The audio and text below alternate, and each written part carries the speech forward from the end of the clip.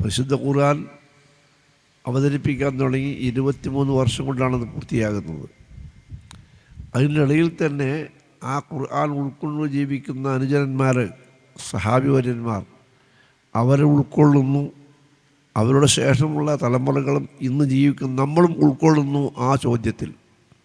അതെന്താണ് ആ ചോദ്യം? അതിങ്ങനെയാണ്: അലം ഇനി ഇല്ലജീനാമനോ, വിശ്വാസികൾക്ക് ഇനിയും സമയമായില്ലേ എന്നാണ്. സത്യവിശ്വാസികളാണെന്ന് പറയുന്നവർ അള്ളാഹുവിൽ വിശ്വസിക്കുന്നു, പരലോകത്തിൽ വിശ്വസിക്കുന്നു, അള്ളാഹുവിൻ്റെ കിതാബിൽ വിശ്വസിക്കുന്നു, അള്ളാഹുവിൻ്റെ ദൂതരിൽ വിശ്വസിക്കുന്നു. ഇങ്ങനെയുള്ള വിശ്വാസികളാണ് എന്ന് നമ്മളെല്ലാവരും അഭിമാനിക്കുന്നു. നമ്മളെല്ലാം വിശ്വാസികളാണ്. പക്ഷെ വിശ്വാസികളാണെങ്കിൽ എന്തുണ്ടാവണം? അതാണ് പറയുന്നത്. അവർ വേണ്ടൊരു കാര്യം അതാണ്: അലം ഇനി ഇല്ലജീനാമനു, സത്യവിശ്വാസികൾക്ക് ഇനിയും സമയമായില്ലേ. എന്തിന്? അൻതഖ്ശ ഖുലൂബുഹും ലിദിക്രില്ലാ, അവരുടെ ഹൃദയങ്ങൾ അള്ളാഹുവിനെ ഓർക്കുന്നതിന് കീഴ്പ്പെടുവാൻ. വിശ്വാസികൾ അള്ളാഹുവിൻ്റെ സ്മരണ എപ്പോഴും ഉണ്ടായിരിക്കണം. അവരുടെ ഹൃദയങ്ങൾ അള്ളാഹുവിനെ ഓർക്കുന്ന കീഴ്പ്പെടണം. ഹൃദയത്തിൽ അള്ളാഹുവിനെക്കുറിച്ച് ഓർമ്മയുണ്ടായാൽ അത് നമ്മുടെ വാക്കിലും പ്രവർത്തനത്തിലും പ്രകടമാകുമെന്ന് എന്ന് യാതൊരു സംശയവുമില്ല. കാരണം നമ്മളെപ്പോഴും അള്ളാഹുവിനെ സ്മരിച്ചുകൊണ്ടിരിക്കുമ്പോൾ നമ്മുടെ ചിന്തയിൽ അള്ളാഹു ഉണ്ടാകും. ആ ചിന്ത അള്ളാഹു അംഗീകരിക്കുന്നത് അപ്പുറം പോകുന്നുവെങ്കിൽ ആ ചിന്തയെ നാം നിയന്ത്രിക്കുന്നു, കടിഞ്ഞാലിടുന്നു. കാരണം അത് ചിന്തിക്കാൻ പാടില്ല, അള്ളാഹു നമുക്ക് അനുവദിക്കുന്നില്ല. അള്ളാഹു അതറിയുന്നുണ്ട് ഞാൻ ചിന്തിക്കുന്നത്. നാം എന്താണോ ചിന്തയിൽ തീരുമാനമെടുക്കുന്നത്, ചിന്തയിൽ ഓളം വെട്ടിങ്ങനെ മറിഞ്ഞു പോകുന്നത്, അതൊക്കെ ഇങ്ങനെ നമുക്ക് അള്ളാഹു പുറത്തു തരും. പക്ഷേ നിങ്ങൾ ഒരു തീരുമാനമെടുക്കുമ്പോൾ ആ തീരുമാനം അത് അള്ളാഹു അനുവദിച്ചതായിട്ടില്ലെങ്കിൽ അള്ളാഹുവിന് ഉത്തരം പറയേണ്ടി വരും. അതുകൊണ്ടാണ് ആദ്യമായി പറഞ്ഞത്: അലം ഇനി ഇല്ലദീന ആമനു അൻ തഖ്ശ ഖുലൂബുഹും ലിദിക്രില്ലാ, അവരുടെ ഹൃദയങ്ങൾ അള്ളാഹുവിനെ ഓർക്കുന്നതിന് കീഴ്പ്പെടാൻ സമയമായില്ലേ. ഉടനെ വേറൊരു കാര്യം കൂടിയും പറഞ്ഞു: ഒമാ നസല മിനൽ ഹഖ്, അള്ളാഹുവിൽ നിന്ന് ഇറങ്ങിയ സത്യത്തിന് കീഴ്പ്പെടാനായില്ലേ. അത് അള്ളാഹുവിൻ്റെ വക്കിൽ നിന്ന് ഇറങ്ങിയ ഒരു സത്യമുണ്ട്. ആ സത്യത്തിന് നമ്മുടെ ഹൃദയങ്ങൾ കീഴ്പ്പെടണം. ഏതാണ് ആ സത്യം? അത് ഇന്ന് അറിയപ്പെടുന്ന പരിശുദ്ധ ഖുർആനാണ്. കാരണം അള്ളാഹുവിൻ്റെ വക്കിൽ നിന്ന് ഇറങ്ങിയ സത്യം എന്നത് ഇന്ന് നമുക്ക് എടുത്തു കാണിക്കാനുള്ളത് പരിശുദ്ധ ഖുർആനാണ്. അത് മാത്രമായിരുന്നു സത്യം? അതല്ല.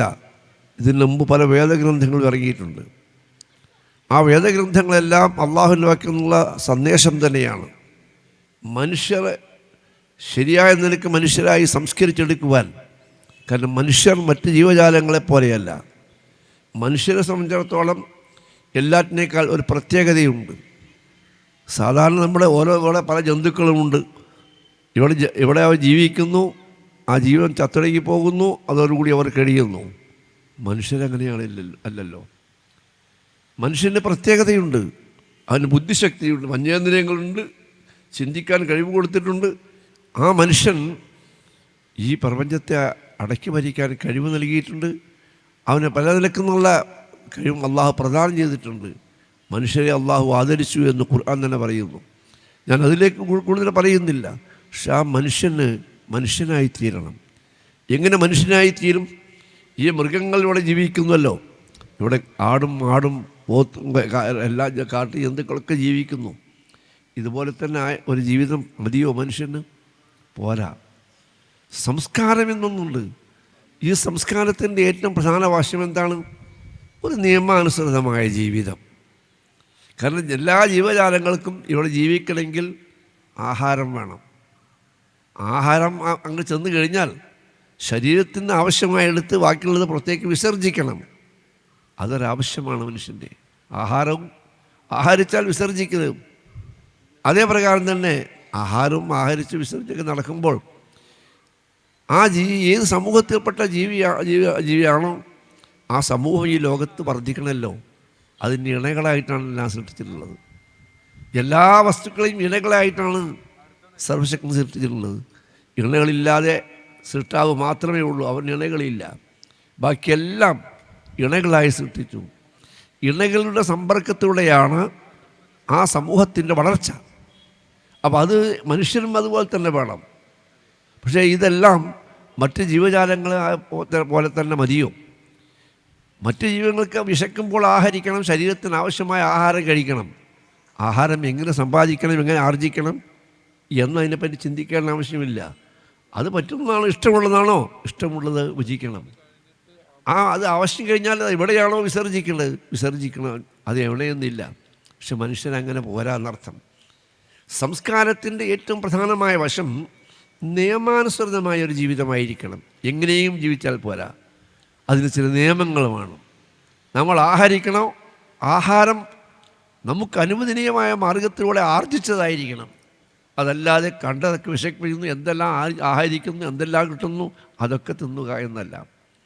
അത് നമുക്ക് അനുവദനീയമായതാണോ, അള്ളാഹു അനുവദിച്ചതാണോ, അതുകൊണ്ട് നമുക്ക് പറ്റിയതാണോ? അതുകൊണ്ട് ഒരു ഹലാലും തയ്യിബൻ, നിങ്ങൾ ആഹരിക്കുന്നത് അനുവദനീയമായിരിക്കണം.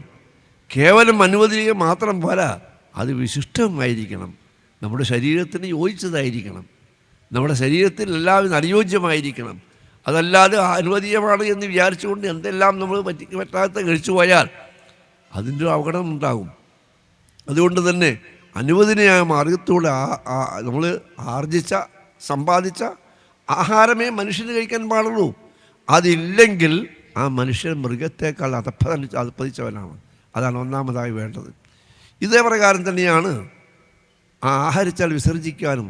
എവിടെയെങ്കിലും ഈ കാളയും ഒരു പോത്തൊക്കെ ചെയ്യുമ്പോലെ മനുഷ്യൻ അവനിപ്പോൾ ആവശ്യം കഴിഞ്ഞ് ഇപ്പോൾ വിസർജ്യങ്ങൾ തോന്നി അങ്ങോട്ട് ചെയ്താൽ മൃഗത്തേക്കാൾ എത്ര അധപ്പതിച്ചവനാണവൻ. അപ്പോൾ അതിനും ചില മര്യാദകൾ വേണം.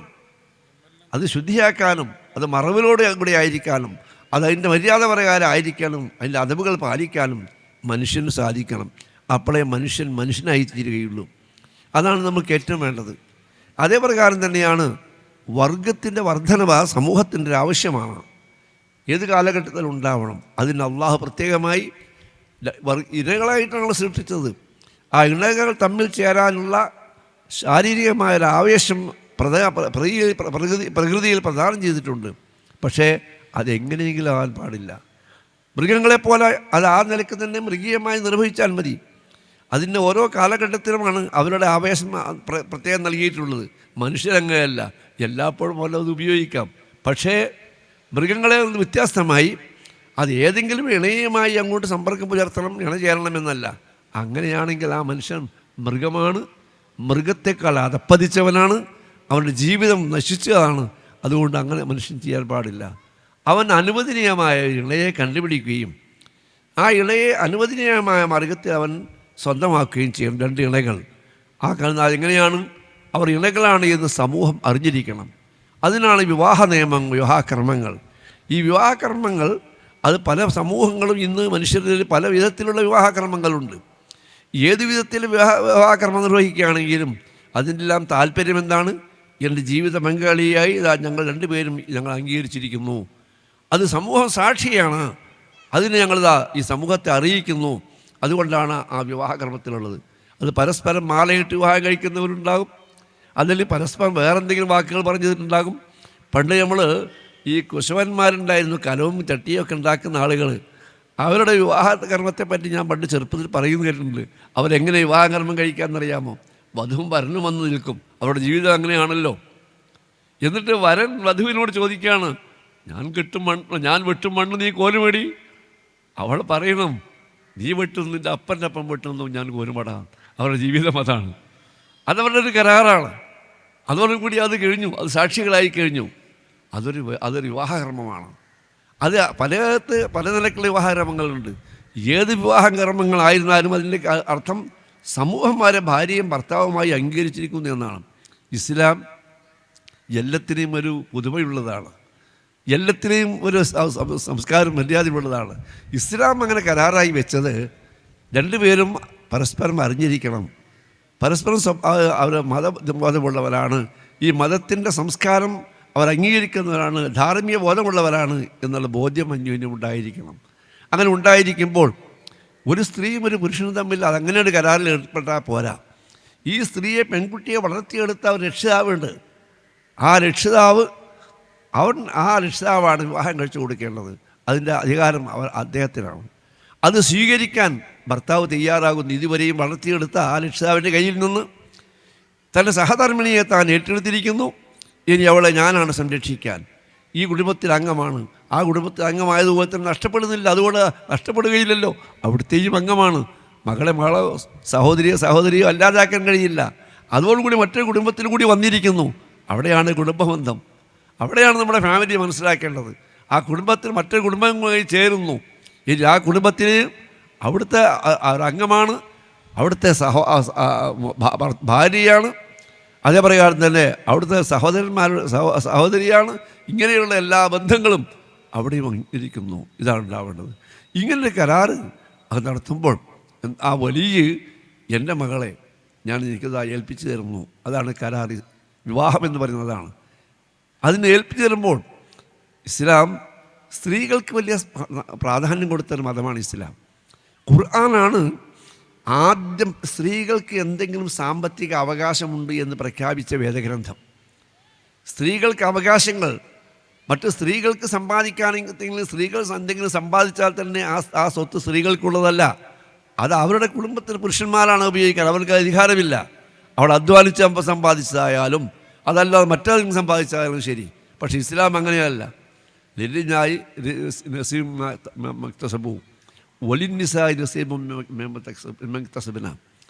സമ്പാദിച്ച സ്ത്രീകളാണെങ്കിൽ സ്ത്രീകൾക്ക് അതിനവകാശം. അപ്പോൾ അവനാണ് സമ്പാദിച്ചത്, അവരുടേതാണ്. സ്ത്രീകളാണെങ്കിൽ അത് പുരുഷനാണെങ്കിലും അങ്ങനെ തന്നെയാണ്. ഇനി ഒരാൾ മരിച്ചയുടെ അവകാശം കിട്ടുന്നതോ അത് സ്ത്രീകൾക്ക് അവകാശമുണ്ട് എന്ന് പ്രഖ്യാപിച്ച ലോകത്തിലെ ആദ്യത്തെ വേദഗ്രന്ഥം എന്ന് മാത്രം പറഞ്ഞാൽ പല ആദ്യത്തെ ഗ്രന്ഥം, ആദ്യത്തെ നിയമഗ്രന്ഥം. നിയമത്തിൽ ഭരണഘടനയോ മറ്റ് നിയമങ്ങളോ മനുഷ്യരുണ്ടാക്കുന്ന നിയമങ്ങളില്ലേ, അങ്ങനത്തെ നിയമങ്ങളാണെങ്കിൽ ശരി, ഏത് നിയമഗ്രന്ഥമാണെങ്കിലും ശരി, സ്ത്രീകൾക്ക് അവകാശമുണ്ട് എന്ന് ആദ്യം പറഞ്ഞ ഖുർആനാണ്. ഖുർആൻ പറയുന്നതിന് മുമ്പ് മനുഷ്യരുണ്ടാക്കിയ നിയമങ്ങളിലോ അതല്ലെങ്കിൽ വേദങ്ങളാണെന്ന് പറയുന്ന നിയമങ്ങളിലോ സ്ത്രീകൾക്ക് അവകാശമുണ്ട് എന്ന് പ്രഖ്യാപിച്ചിട്ടില്ല. സ്ത്രീകൾക്ക് അവകാശം പ്രഖ്യാപിച്ചു. അപ്പം അങ്ങനെ ആ സ്ത്രീകളെല്ലാം ഒന്നിച്ചു കൊണ്ടുവന്നു. അവർ അതിൽ കൂട്ടത്തിൽ കുടുംബമായി മാറുന്നു. ഈ കുടുംബം എന്ന് മാറുമ്പോൾ ഇനി എന്താണ് വേണ്ടത്? ആ ഖുർആൻ നമ്മുടെ ഹൃദയങ്ങൾ കീഴ്പ്പെടണം ആണ്. അതേ പ്രകാരം തന്നെ ഒമാ നിസലമിൽ ഹക്ക്, അള്ളാഹുവിൽ ഇറങ്ങിയ സത്യം. ഈ സത്യം ഓരോരോ കാലഘട്ടത്തിലും ആദ്യത്തെ മനുഷ്യൻ ആദമായിരുന്ന കാലത്ത് ആ ആദമിൻ്റെ ആ കുടുംബം എങ്ങനെയാണ് ജീവിക്കേണ്ടത് എന്ന് അള്ളാഹുവിൻ്റെ സന്ദേശപ്രകാരം ആദ്യ പ്രവാചകൻ അറിയിച്ചു കൊടുത്തു. കാലഘട്ടത്തിൽ എല്ലാ പ്രവാചകന്മാർക്കും അത് അറിയിച്ചു കൊടുത്തു. അത് ആ കാലഘട്ടത്തിലേക്കുള്ളതാണ്. മനുഷ്യൻ പുരോഗമിക്കുമ്പോൾ, മനുഷ്യൻ വളരുമ്പോൾ ആ നിയമം മതിയാവുകയില്ല. പുതിയ നിയമം വരുന്നു, പുതിയ പ്രവാചകൻ വരുന്നു, പുതിയ വേദഗ്രന്ഥങ്ങൾ വരുന്നു. ആ വേദഗ്രന്ഥങ്ങൾ മാറി മാറി വന്നു. മനുഷ്യരെല്ലാം പുരോഗമിച്ചു. ലോകത്തെ മനുഷ്യരെല്ലാം ഒന്നിച്ച് ബന്ധപ്പെടാനുള്ള അവസരമുണ്ടായി. പരസ്പരം അന്യോന്യം ബന്ധപ്പെടാനും പരസ്പരം ചിന്തിക്കുവാനും പരസ്പരം അന്യോന്യം ഒരു സമൂഹമായി ജീവിക്കാനും അതിന് എത്രയും ഉന്നതമായ ഒരു വളർച്ചയിലേക്ക് മനുഷ്യർ എത്തപ്പെട്ടു. അപ്പോൾ അള്ളാഹു തീരുമാനിച്ചു, ഇനി പുതിയൊരു വേദഗ്രന്ഥം ആവശ്യമല്ല. ഇനി ആ വേദഗ്രന്ഥങ്ങളുടെ ആവശ്യം ഇതോടുകൂടി അവസാനിച്ചിരിക്കുന്നു. അങ്ങനെ അവസാനത്തെ പ്രവാചകനാണ് മുഹമ്മദ് മുസ്തഫ സല്ലല്ലാഹു അലൈഹി വസല്ലം. ഇനി ഒരു വേദഗ്രന്ഥമില്ല. ആ പ്രവാചകൻ ഇറക്കിക്കൊടുത്ത വേദഗ്രന്ഥമാണ് ഖുർആൻ. അതാണ് ഒമാ നസല മിനൽ ഹക്ക്. ആ സത്യം തന്നെ കീഴ്പ്പെടാൻ സമയമായില്ലേ, അത് സത്യമായി നിലകൊള്ളുന്നു. പക്ഷെ മറ്റു വേദഗ്രന്ഥങ്ങളുണ്ടെങ്കിൽ ആ വേദഗ്രന്ഥങ്ങൾ ഇതിനേക്കാൾ നല്ല നിയമമുണ്ടോ? ഖുർആൻ വളരെ വിശാലമായി ചിന്തിക്കുന്നതാണ്. ഇങ്ങനത്തെ മുമ്പ് വല്ല വേദഗ്രന്ഥങ്ങൾ ഇന്നുണ്ടോ? ഉണ്ടെങ്കിൽ നിങ്ങളത് കൊണ്ടുപോയി നമുക്കത് സ്വീകരിക്കാം. അത് വളരെ എത്ര ലളിതമായി ഖുർആൻ പറയുന്നറിയാമോ? ഖുർആൻ മുഹമ്മദ് നബിക്കാണ് ഇറക്കിക്കൊടുത്തത്. ആ മുഹമ്മദ് നബിയോട് ഖുർആൻ പറയാണ്, ഇതിന് മുമ്പ് വേദഗ്രന്ഥങ്ങളൊക്കെ ഉണ്ടായിരുന്നു, അത് കാലാഹരണപ്പെട്ടു പോയി. ഇനി അല്ല, അത് ഇന്നുണ്ടോ? ഫൗതൂബി കിതാബിൻ മിൻ ഇൻദില്ലാ ഹുവ അഹ്ദാ മിൻഹുമാ അത്തബിഉ. നബി ഖുർആനോട് പ്രവാചകനോട് പറയാൻ പറയണം, നബി നിങ്ങൾ അവരോട് പറയുക, ഫൗതൂബി കിതാബിൻ മിൻ ഇൻദില്ലാ, അള്ളാഹുവിൻ്റെ പക്കൽ നിന്നുള്ള ഏതെങ്കിലും വേദഗ്രന്ഥങ്ങളുണ്ടോ? കൊണ്ടുവരൂ. ഹുവ അഹ്ദാ മിൻഹുമാ അത്തബിഉ. ഈ ഖുർആൻ വേദഗ്രന്ഥവും നിങ്ങൾ കൊണ്ടുവരുന്ന വേദഗ്രന്ഥങ്ങളും തമ്മിൽ നിന്ന് വെച്ച് ഏതാണോ നമുക്ക് ഏറ്റവും സന്മാർഗം നൽകുന്നത്, ആ സന്മാർഗം നമുക്ക് തിരഞ്ഞെടുക്കാം. അപ്പോൾ ഖുർആനേക്കാൾ നല്ലൊന്നുണ്ടോ? നമുക്ക് തിരഞ്ഞെടുക്കാം. പക്ഷേ കൊണ്ടുവരാൻ കഴിയില്ല. മറ്റൊരു വേദഗ്രന്ഥം ആരുടെ കയ്യിലും അള്ളാഹു ഇറക്കിയ വേദഗ്രന്ഥമാണെന്ന് കൊണ്ടുവരാനില്ല. അതെല്ലാം പെട്ടുപോയി. ഇന്ന് ഓരോരുത്തരും ഓർമ്മകൾ എഴുതിയതാണ്. പലരും എഴുതിയിട്ടുണ്ട്. യോഹൻ എഴുതിയിട്ടുണ്ടാവും, മൗസേഫ് എഴുതിയിട്ടുണ്ടാവും, ഒക്കെ ഉണ്ടാവും. പക്ഷെ ഖുർആൻ അങ്ങനെയല്ല. നിലനിർത്തിയിരിക്കുന്നു. ഈ ഖുർആൻ അള്ളാഹു നിലനിർത്തുമെന്ന് അള്ളാഹു വാഗ്ദാനം ചെയ്തിട്ടുണ്ട്. ആ ഖുർആൻ നമ്മൾ കീഴ്പ്പെടണം, ആ ഖുർആൻ നമ്മൾ പഠിക്കണം. അതിന് ആ സത്യത്തിന് കീഴ്പ്പെടാൻ സമയമായില്ലേ? വലായക്കൂനു കല്ലദീന ഊത്തുൽ കിതാബ മിൻ ഖബ്ലു, മുമ്പ് വേദഗ്രന്ഥം നൽകപ്പെട്ട ആളുകളെ പോലെ ആയാൽ പോരാ. ആ വേദഗ്രന്ഥൻ്റെ കാലം കഴിഞ്ഞ് അവരെ പോലെ ആയാൽ പോരാ. നാം ഖുർആൻ മനസ്സിലാക്കണം, പഠിക്കണം, ഉൾക്കൊള്ളണം, അതനുസരിച്ച് ജീവിക്കണം. അങ്ങനെ മുമ്പ് വേദഗ്രന്ഥമുള്ളവർക്ക് ആ വേദഗ്രന്ഥം നടന്നു പോയപ്പോൾ താലാലേഹിമുല്ലമത്, കാലം കുറേ കഴിഞ്ഞു. കസത്ത് കുലൂബുഹും, അവരുടെ ഹൃദയങ്ങളെ മരവിച്ചു പോയി. പിന്നെ വേദഗ്രന്ഥം പറഞ്ഞാൽ മനസ്സിലേക്ക് തട്ടാതെയായി. കസീറും മിന്നും ഫാസിഖൂൻ, അവരിന്ന് അധിക പേരും അധർമ്മകാരികളായി, തമ്മാടികളായി മാറി. അതെന്തേ കാരണം? വേദഗ്രന്ഥത്തിൽ നിന്ന് അകന്നു, വേദഗ്രന്ഥം നഷ്ടപ്പെട്ടു. പക്ഷേ ഖുർആൻ നമുക്ക് നഷ്ടപ്പെട്ടിട്ടില്ല. ഖുർആൻ അതിൻ്റെ സംരക്ഷണം ഖുർആൻ തന്നെ അള്ളാഹു ഏറ്റെടുത്തതായി പ്രഖ്യാപിച്ചിട്ടുണ്ട്. അതുകൊണ്ട് ഖുർആൻ എന്നും നിലനിൽക്കുന്നു. ആ ഖുർആൻ നമ്മുടെ കേൾപ്പെട്ട് നമ്മൾ മനസ്സറിഞ്ഞ് ജീവിച്ചാൽ നമ്മുടെ ജീവിതം സംസ്കാരമുള്ളതായി മാറും. നമ്മുടെ കുടുംബബന്ധം ശരിക്കും ശരിയായ വിധത്തിൽ ധാർമ്മികമുള്ള കുടുംബബന്ധമായി മാറും. ഏറ്റവും നല്ലൊരു പരിഷ്കൃതമായ സംസ്കൃതമായ ഒരു സമൂഹമായി നമുക്ക് ഉയരാൻ സാധിക്കും. അപ്പം അതുകൊണ്ട് ഈ ഖുർആൻ നാം മനസ്സിലാക്കുക. കേവലം അത് ഓതിയാൽ പോരാ, പഠിക്കണം. എന്താണ് ഖുർആൻ പറയുന്നത്? അതാണ് അവർ മറ്റുള്ളവരെ പോലെ വേദഗ്രന്ഥങ്ങൾക്ക് പറ്റിയ അബദ്ധം പറ്റാതിരിക്കണം. അതില്ലെങ്കിൽ നമ്മൾ അധർമ്മകാരികളായി മാറും. പക്ഷേ ഇന്ന് നോക്കായിരുന്നു, മുസ്ലിം സമൂഹം ന്യൂനപക്ഷമാണ്. ഇവിടെ നമ്മൾ എണ്ണത്തിൽ ന്യൂനപക്ഷമാണ്. പക്ഷെ ഒരു കാര്യം, നിങ്ങൾ പത്രത്തിൽ വരുന്ന വാർത്താ മാധ്യമങ്ങളിൽ വരുന്ന അധാർമികതയുടെ പ്രവർത്തനങ്ങളുടെ റിപ്പോർട്ടുകളൊന്ന് വായിച്ചു നോക്കൂ. മുസ്ലിം നാമധാരികൾ അവിടെ ന്യൂനപക്ഷമല്ല കാണുന്നത്. എന്തെല്ലാം അഴിമതിയുണ്ടോ, എന്തെല്ലാം അധാർമികതയുണ്ടോ, അതെല്ലാം മുസ്ലിം സമൂഹം അവർ അർഹിക്കുന്ന പ്രാതിനിധ്യം അല്ല ഉള്ളത്, അതിനേക്കാൾ കൂടുതലുണ്ട്. അതെന്തേ? ഇതിന് തെറ്റുപോയിരിക്കുന്നു. അപ്പം അത് നമ്മൾ മനസ്സിലാക്കി ഇങ്ങനെ അധികവും അധാർമികളായി പോകാതെ ശരിയായ നിലക്ക് ധർമ്മനിഷ്ഠ പാലിക്കുന്ന സമൂഹമായി വളരുവാൻ ഈ ഖുർആൻ നിങ്ങൾ ഉൾക്കൊള്ളുക. നമ്മുടെ ഉദ്ഘാടനങ്ങൾ ബഹുമാനപ്പെട്ട MLA ഇവിടെ എത്തിയിട്ടുണ്ട്. ഞാൻ ആമുഖം എന്ന നിലയ്ക്ക് എൻ്റെ വാക്കുകൾ ഇത് അവസാനിപ്പിക്കുന്നു. അതുകൊണ്ട് ഈ ഖുർആൻ നമ്മുടെ ജീവിതത്തിലെ ഇമാമാണ്. നമ്മളതാണ് അംഗീകരിക്കേണ്ടത്. മരണാനന്തരം നമ്മൾ ഖബറിൽ ചെന്നാൽ ഇമാം ആരാണെന്ന് ചോദിച്ചാൽ വേറൊരു ഇമാമിനല്ല പറയേണ്ടത്, ഞങ്ങൾ പിന്നീട് ഖുർആനാണെന്നാണ് മറുപടി പറയേണ്ടത്. ആരാണ് നിങ്ങളുടെ ഇമാം, എന്താണ് നിങ്ങൾ ഇമാം ചോദിക്കുമ്പോൾ അത് ഖുർആനാണെന്ന് പറയണം. ആ ഖുർആൻ നമ്മൾ പഠിക്കണം. അത് ഗ്രന്ഥം ചുമന്ന കഴുതുകളെ പോലെ ചുമന്നാൽ പോരാ. ഖുർആൻ പറഞ്ഞു, നിങ്ങൾ മറ്റുള്ള പോലെ ഏടുകൾ ചുമന്ന് നടക്കുന്നതല്ല. അത് വായിക്കാൻ അറിയണം, വായിക്കാൻ ഉൾക്കൊള്ളാൻ അറിയണം, അത് ജീവിക്കാൻ കഴിയണം. അങ്ങനെയുള്ള ഒരു പരിഷ്കൃത സംസ്കൃത സമൂഹമായി വളരുവാൻ, അങ്ങനെയുള്ളൊരു കുടുംബമായി നമ്മുടെ കുടുംബങ്ങൾ, നമ്മുടെ ഫാമിലി ബന്ധങ്ങൾ അത് ഉയരുവാൻ നമ്മുടെ പ്രവർത്തനങ്ങൾ ഉണ്ടായിരിക്കട്ടെ. പ്രവർത്തനം കുറച്ചുണ്ടെങ്കിൽ അള്ളാഹുവിൻ്റെ അനുഗ്രഹം നമുക്ക് നിരവധിയാണ്. അനുഗ്രഹങ്ങൾ തരും. ഒരു ശരിയായ നല്ല സമൂഹമായി വളരാൻ നമുക്ക് സാധിക്കും. അതിന് അള്ളാഹു നമുക്ക് എല്ലാവിധ തൗഫീഖും പ്രദാനം ചെയ്യുമാറാകട്ടെ എന്ന് പ്രാർത്ഥിച്ചുകൊണ്ട് ഈ ആമുഖ പ്രസംഗം ഞാനിത് അവസാനിപ്പിക്കുന്നു.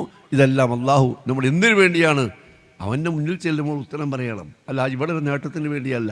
മരണത്തോടു കൂടി നമ്മൾ അവസാനിച്ചാൽ മറ്റ് ജന്തുക്കളെപ്പോലെ അവസാനിക്കുന്നതല്ല, കർമ്മഫലം അനുഭവിക്കുന്ന ജീവിതത്തിലേക്കാണ് മനുഷ്യർ പോകുന്നത്. അതുകൊണ്ട് മനുഷ്യൻ്റെ ജീവൻ മനുഷ്യനെ അവസാനിപ്പിക്കാൻ പാടില്ല. അവർ സ്വന്തം ജീവൻ തന്നെ പാടില്ല. എന്തെല്ലാം ത്യാഗമുണ്ടെങ്കിലും അതിജീവിക്കാനുള്ള മനക്കരുത്ത് അള്ളാഹുൽ തവക്കുലാക്കിക്കൊണ്ട് നമുക്കുണ്ടാവണം. അതുകൊണ്ട് ആ ജീവിതത്തെ നമ്മൾ പരിഗണിച്ചുകൊണ്ട് നമ്മൾ ശരിയായ നിലക്ക് ബോധത്തോടുകൂടി നമ്മൾ ശരിക്കും ഈ ഖുർആൻ ജീവിക്കുക. എങ്കിൽ ഇഹലോക ജീവിതവും മരണാനന്തര ജീവിതവും നമുക്ക് സമാധാനപരമായിരിക്കും, സ്വർഗീയമായിരിക്കും. ശാശ്വതമായ നിലക്ക് സ്വർഗത്തിലേക്ക് എത്തിച്ചേരാൻ സാധിക്കും. വല്ലാഹു യദ്ഉ ഇലാ ദാരിസ്സലാം, ശാശ്വതമായ സമാധാനത്തിൻ്റെ ഭവനത്തിലേക്ക് ഇത് അള്ളാഹു വിളിക്കുന്നു. അത് ഉത്തരം ചെയ്യുക. അങ്ങനെയുള്ള ഖുർആൻ ഉത്തരം ചെയ്ത വിശ്വാസികളായി ജീവിക്കാൻ അള്ളാഹു നമുക്ക് ഏവർക്കും തൗഫീഖ് നൽകുമാറാകട്ടെ എന്ന് പ്രാർത്ഥിച്ചുകൊണ്ട് ഞാൻ അവസാനിപ്പിക്കട്ടെ. റബ്ബനാ തഖബ്ബൽ മിന്നാ ഇന്നക അൻതസ് സമീഉൽ അലീം വതുബ് അലൈനാ ഇന്നക അൻതത് തവ്വാബുർ റഹീം വസലാമുൻ അലൽ മുർസലീൻ അൽഹംദുലില്ലാഹി റബ്ബിൽ ആലമീൻ. അസ്സലാമു അലൈക്കും വറഹ്മത്തുള്ളാഹി.